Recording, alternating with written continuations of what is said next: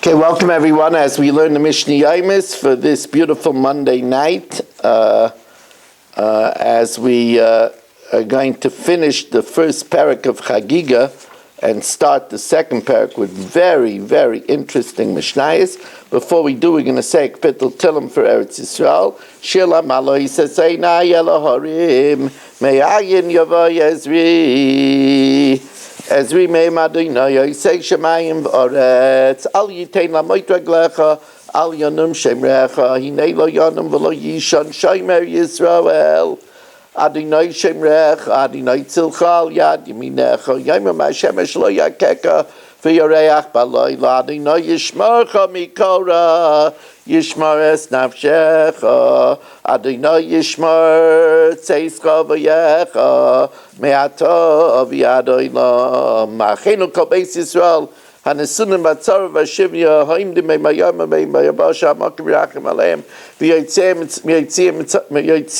Mitzar Levachim Afelo Ira Mishim Legula, Hashta B'Galo V'Zman Kariv, V'Noimar Amen.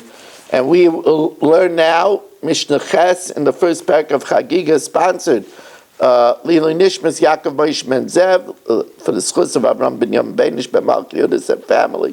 L'Refuah Shalema for Eliyah Moshe Ben Chai Sarah, and we're going to learn sponsored by the Fisher family. Lili Nishmas Basi Bas Rabbi Shlomo Ben Avram Alevi Perel Bas Ruven. They should have a lichting in Gan Eden by Yod Klugman and family. L'Refuah Shalema for my Shver Avigdor Aya Ben Rivka and Meir Ben Chai Sarah. Mishnah Ches tells us Heter Nidorim Porchin Ba'aver. The law that if a person made a vow, he could go to a chacham and be matin a neder, release himself from a vow. There isn't a clear proof for this in the Torah. Not even a simple drasha. We do have a drasha in the Gemara. It says Lo Yakel Devarai. A person shouldn't profane his word. And we darshan hu einoi meichel of alacherim meichel enoisai, but others can. But the Mishnah says that's not a solid drasha. So the law that you're allowed to be matter and neder is like it's flying in the air. If it wouldn't be that we would have it in our tradition for Moshe Sinai, there isn't a clear basis in the Torah. Similarly, Hilchah Shabbos. Certain laws of Shabbos. The law of Shabbos of Meleches Machshavas. That is, that in order for something to be Asr, it has to be done for its designated purpose. Like, for example, making a hole. The purpose of making a hole is because you need the hole. And therefore that would be either binyan in the house, or chayresh outside of the house. If you dig, but it's not because you need the hole, but you want the earth, that's called the malacha she'ena tzricha legufa, and for that you're not chayiv. That's not a meleches machshavas. Now that's the halacha, but the source of that is not clear.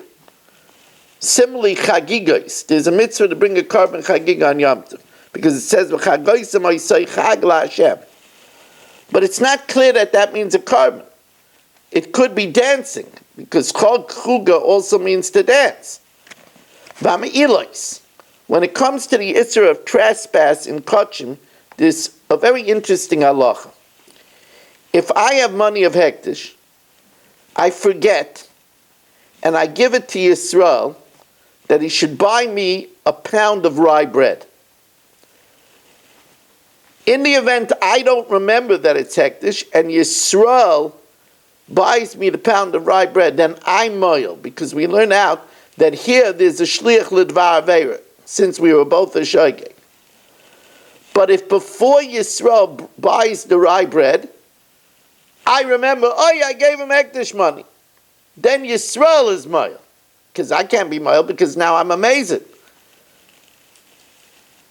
There's another halacha, that if I tell Yisrael to buy me rye bread, and he deviates and he buys me pumpernickel, then Yisrael is moil, because he didn't do my shlichus. So these are intricate halachas whose source is not clear. Harihem ka'arorin atluyin b'sara. They're like mountains hanging on a hair. Shem mikra mu'it. There isn't much basis in the Torah. V'halachas merubas. The laws are intricate.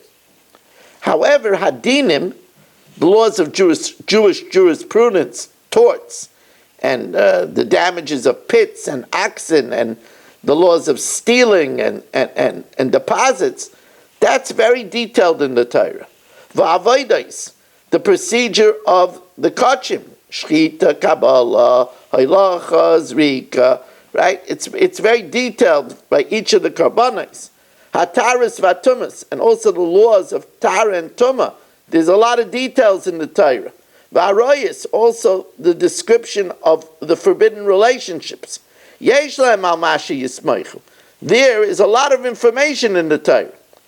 Hein gufei Torah. But regardless, whether there's a lot of information or it's very tenuous, they're all part of our Messiah, and they all have the same strength of law. And now we start the second parak. Two very interesting Mishnayos today. Ein darshin ba'aroyis b'shloisha.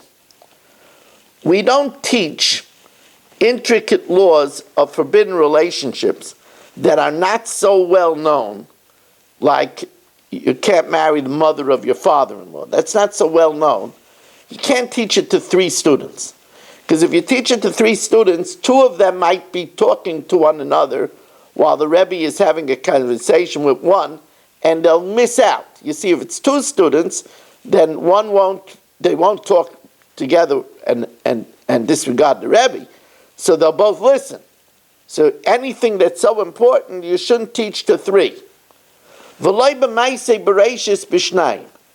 And the philosophical lessons of Maaseh Bereishis, of the creation, you shouldn't even teach to 2. It needs a solo, a private discussion.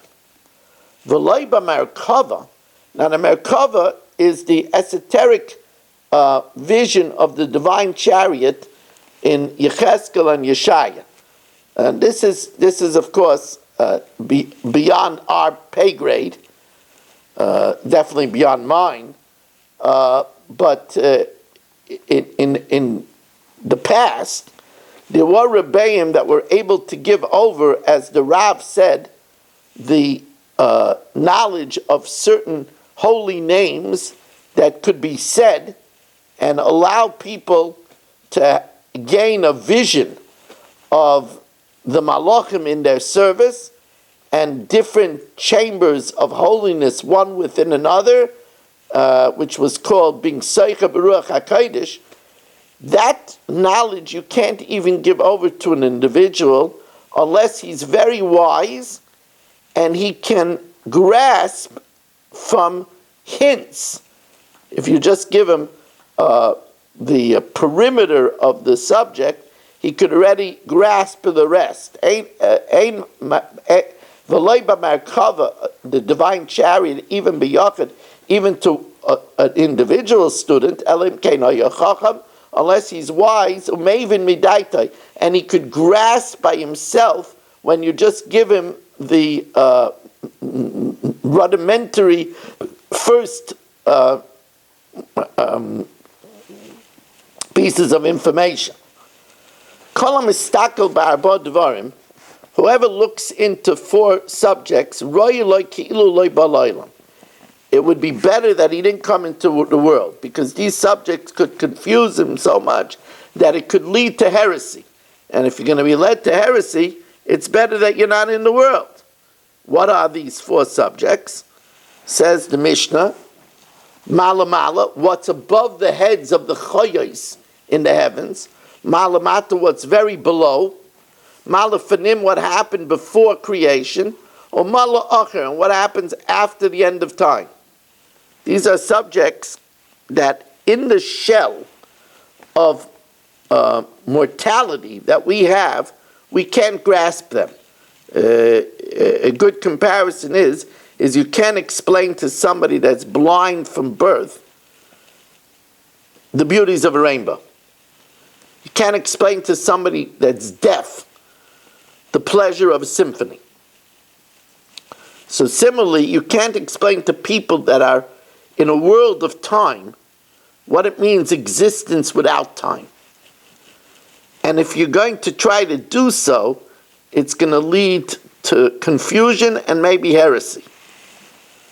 And then the Mishnah ends off, the kol shaloi chos al kvoid kainai, if somebody does not care about the honor of his creator, that means that he'll be more likely to sin behind closed doors with the shades pulled down than to do it in public, because he's concerned about public opinion, but he's not worried about God looking at him.